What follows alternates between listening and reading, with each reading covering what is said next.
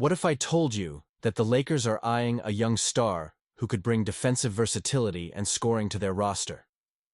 As the offseason approaches, whispers of a trade are getting louder, and it could mean a significant shakeup for the team.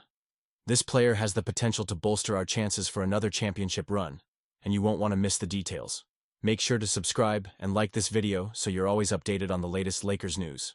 The Los Angeles Lakers are on the brink of something special as they re-enter the championship conversation, driven by the brilliance of LeBron James and Luka Doncic. But let's be real. Recent struggles have exposed some glaring holes in this roster. With the postseason around the corner, that 3-game losing streak has raised alarms, highlighting the urgent need for reliable size in the front court and more defensive versatility. With LeBron nearing the end of his illustrious career and Luka in his prime, the pressure is on. The 2025 offseason could be pivotal for the Lakers, and they need to make the right moves to bolster their chances. First up, Miles Turner. This guy has been a top target for the Lakers for years, and it finally feels like the stars might align for a deal. Imagine bringing in a true rim protector who can also stretch the floor. Turner is averaging 15.5 points while shooting nearly 40% from deep and blocking almost 2 shots a game. He could provide the defensive anchor the Lakers desperately need. Sure, giving up Rui Hachimura and a distant first-round pick may sting a bit, but if the Lakers are serious about contending, they must make moves that address their weaknesses. Do you think this was the best decision? Honestly, I'm torn. Then there's Zach LaVine, a name that's been buzzing around the league. After a tumultuous season, his value may be lower than it should be, but when healthy, he can be a game-changer. He's averaging over 23 points per game, which could take some pressure off our stars. But let's not ignore the red flags. His hefty contract and defensive inconsistencies are a concern. If the Lakers sacrifice depth to bring him in, it could either pay off big time or backfire spectacularly. What do you think? Would you take that risk? Next, we have Nick Claxton. He may not be the flashiest name, but he could be exactly what the Lakers need. An elite defensive presence who can switch onto guards and protect the rim. The Nets might be looking to rebuild, and moving him could be in their best interest. If the Lakers can snag him, they'd be getting youth and athleticism in a front court that desperately needs it. Can you see Claxton thriving alongside LeBron and Luka? Now, let's talk about Robert Williams. This one is a gamble for sure. He's had his share of injury issues, but when he's on the floor, he's a defensive menace. If the Lakers believe he can get back to form, he could be a fantastic addition. The Trailblazers might be willing to let him go for future assets, making this a low-risk, high-reward move. But do we want to roll the dice on someone with such a shaky health history? I'm really curious to hear your thoughts on this one. Clint Capella is another name worth considering.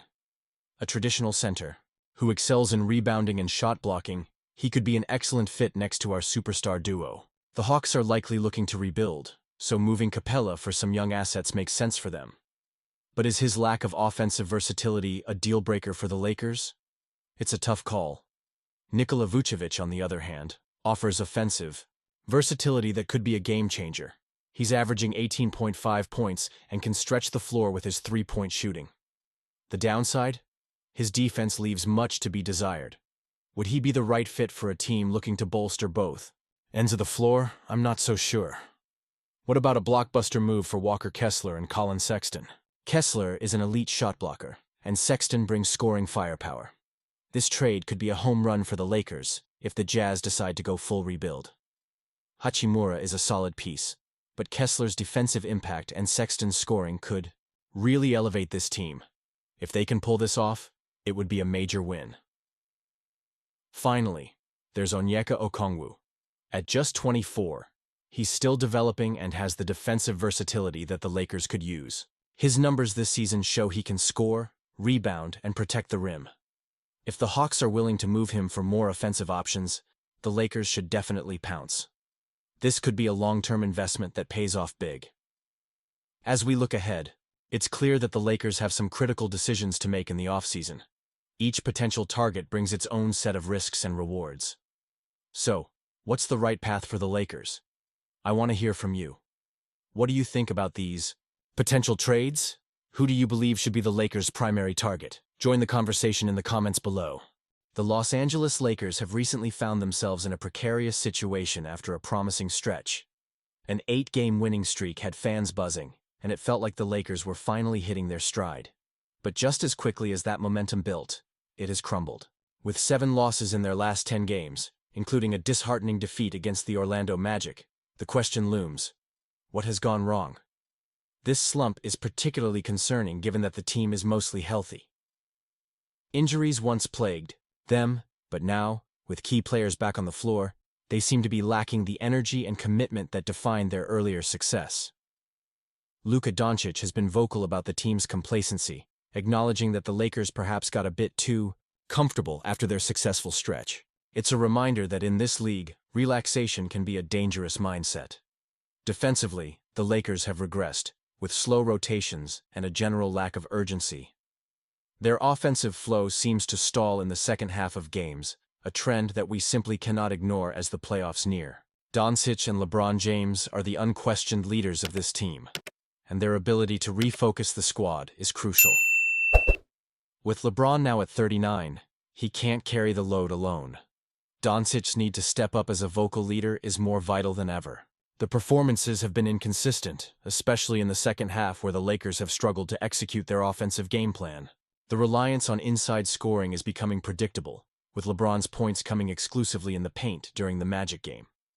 How can we expect to win games when opposing defenses can collapse inside without worrying about perimeter threats? The upcoming road trip is daunting.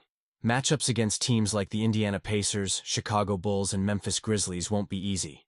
Every game matters, especially as the Lakers look to solidify their playoff positioning in a fiercely competitive Western Conference. If they continue to falter, the implications could be dire for their postseason aspirations.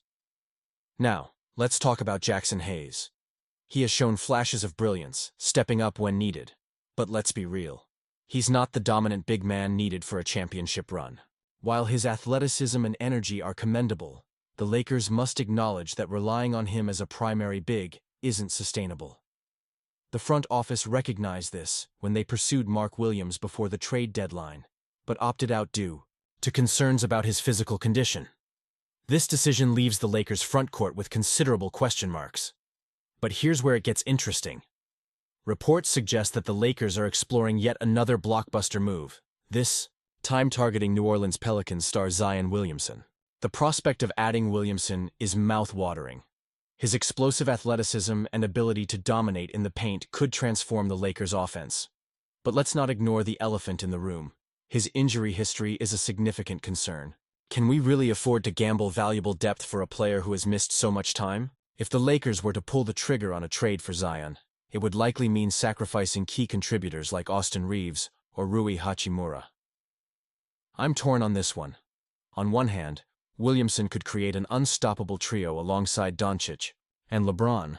But on the other hand, if he can't stay healthy, we risk depleting our roster. Depth has been a recurring issue for the Lakers, and losing reliable players could leave us vulnerable in the long run. So, what's the right path here? Do we go all in on Zion and risk it all, or do we stick with our current core and make smaller adjustments? I'm genuinely wrestling with these thoughts. I want to hear what you think. How do you feel about the Lakers' potential move for Zion? Is it worth the risk? The Lakers have always been aggressive in acquiring superstar talent, and with the trade deadline looming, the pressure is on. This is a pivotal moment for the franchise. Join the discussion in the comments. And you? What do you think? I want to hear your opinions down below. Don't forget to like, share, and subscribe to the channel for all the latest updates on our beloved Lakers. And remember to activate the notification bell so you don't miss a single detail as this story unfolds.